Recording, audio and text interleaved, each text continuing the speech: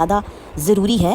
تو ویورز اس سے کیا پتہ چلتا ہے کہ تمام انبیاء کا جو مشترکہ پیغام تھا نا، جو انبیاء نے ہمیں پیغام دیا ہے وہ توحید کا پیغام ہے، اور عرفہ کا اصل پیغام بھی یہی ہے کہ انسان دنیا سے کٹ کر صرف اللہ سے جڑ جائے، یعنی اصل اختیار صرف اللہ کے پاس ہے۔ قرآن میں اللہ تعالیٰ فرماتے ہیں اگر اللہ تمہیں کوئی تکلیف پہنچائے تو اس کے سوا کوئی دور کرنے والا نہیں۔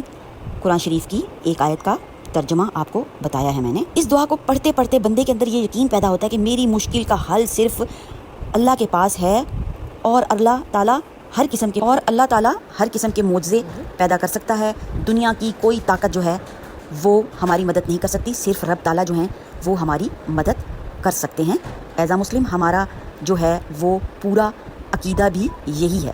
تو ویورز اس طرح ہے نا کہ تھوڑی سی ڈیپتھ اور اس دعائے مبارکہ کی آپ کو بتا دیتی ہوں، اور کیا ہے، جو شخص یہ کلمات 100 مرتبہ پڑھے گا اسے 10 غلام آزاد کرنے کا ثواب ملتا ہے، 100 نیکیاں لکھی جاتی ہیں، 100 گناہ مٹا دیے جاتے ہیں، اور وہ شام تک شیطان کے جو ہے وہ شر سے محفوظ رہتا ہے۔